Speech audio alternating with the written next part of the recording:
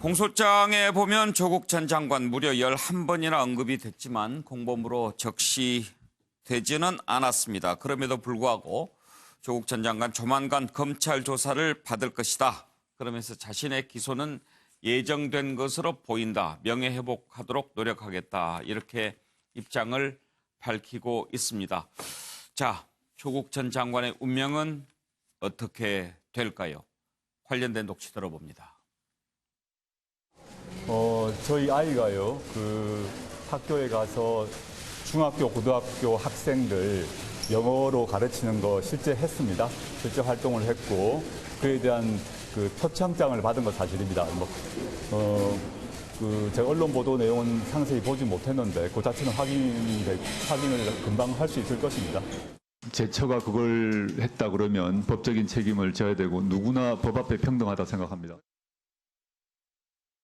저희 가족은 모두 법 앞에 평등하기 때문에 그 절차에 모두 따라서 조사를 받을 것입니다. 제 가족들은 검찰 수사에 순순히 응하고 있고 앞으로도 순순히 응할 것이고 저는 일체 개입이나 지휘를 하지 않을 것입니다.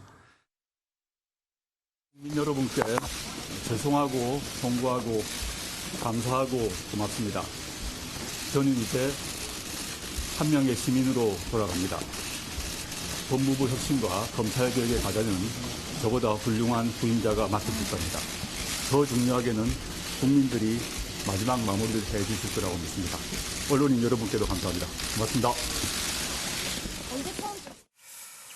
차정 교수, 지금 조 전 장관의 지지자들이 어떤 마음일까 상당히 궁금합니다.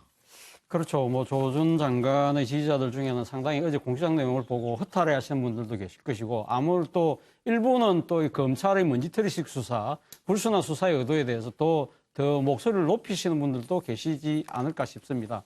그럼에도 불구하고 어제 공소장 내용이 지금 말하는 바는 아마 검찰 입장에서는 공소장 내용 자체에 뒷받침할 수 있는 수많은 증거들을 아마 갖고 있기 때문에 그걸 내지 않았을까. 그렇다고 한다면 법정에서 어느 때보다도 치열한 공방전이 벌어질 가능성이 높은데요. 예. 이와 관련해서 저는 어제 조국 장관이 본인의 페이스북에 올린 글 중에 저는 정말 이 대목 자체는 제가 생각해도 좀 납득이 안 되는 부분이 기억하지 못하는 일로 곤욕을 치를 수도 있다는 대목입니다.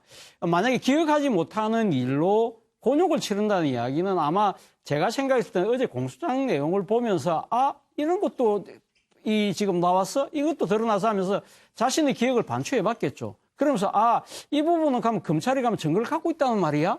그러면서 이거는 그러면 내가 어떻게 빠져나가야 될까? 이거는 내가 지금 이 지난번 청문회 과정에서 숱한 이야기했던 거하고 배치되는 말인데 이거는 결국은 내가 기억하지 못하는 일로 지금 빠져나가려고 하는 그런 구멍을 만들었지 않을까라고 생각하는 것이 스스로는 상당히 좀 합리적인 추측이 아닐까 생각이 들거든요. 예. 저는 그렇다고 한다면 이런 말 자체를 한다는 것 자체가 저는 정말 부적절한 것이고요. 어제 공장 내용이 만약에 나왔다고, 그러니까 그 부분을 보고 설사 본인이 잘 몰랐던 부분들도 분명히 있겠지만 그러나 자신이 인지한 부분도 상당 부분이 있을 겁니다. 그렇다고 한다면 무조건 백배사죄의 입장을 그러니까 그런 표명을 하는 것이 맞지 않나. 이런 혹시 모를 여러 가지 자신에게 당면할 여러 가지 그러니까 이 지금 불리한 상황을 모면하기 위해서 이러한 이야기를 미리 해놨다는 식으로 지금 많은 국민들이 받아들이고 있는데 이것이 사실이라고 한다면 제가 판례를 이렇게 썼습니다. 예.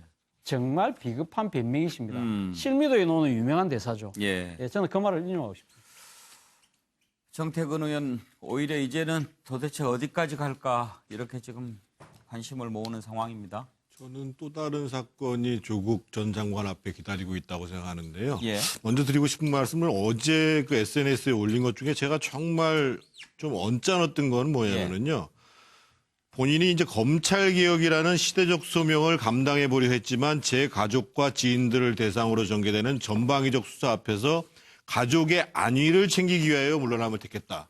이렇게 얘기를 해요. 예. 그러니까 자기는 물러날 이유가 없는데 검찰이 저렇게 전방위적으로 수사를 하니까 내가 예. 물러나야 내 가족들의 안위를 지킬 수 있다라는 식으로 얘기를 하고 있는 거예요.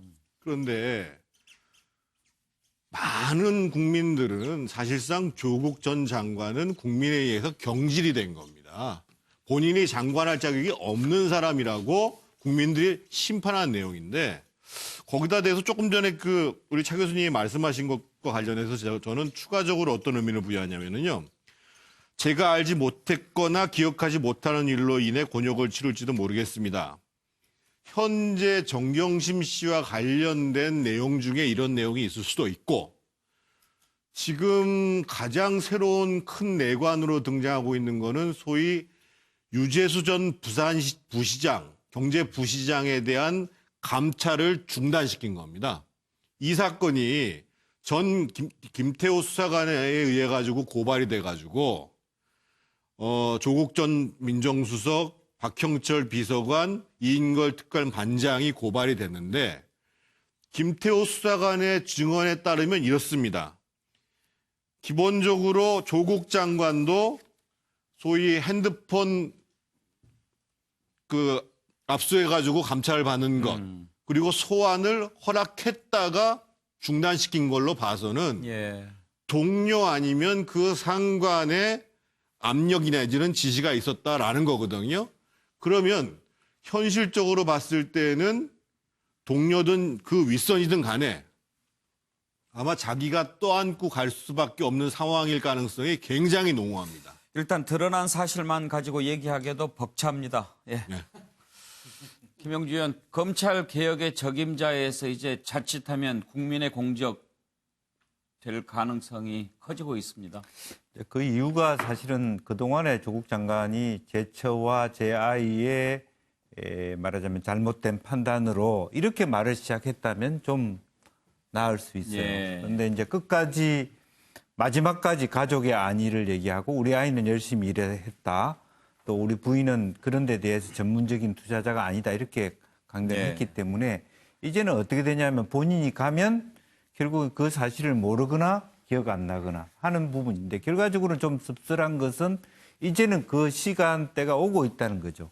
진실과의 말하자면 진실 앞에 설 때 이제는 끝까지 가족의 어떤 말하자면 이게 잘못이 없다라는 것을 강변하기보다는 모르거나 기억 안 나거나 해서 그런 문제를 받을 수밖에 없는 그런 처지를 본인이 미리 이제 자기 충족적 예언처럼 그렇게 하고 있는 것처럼 보여서 매우 씁쓸하다 이런 생각이 듭니다.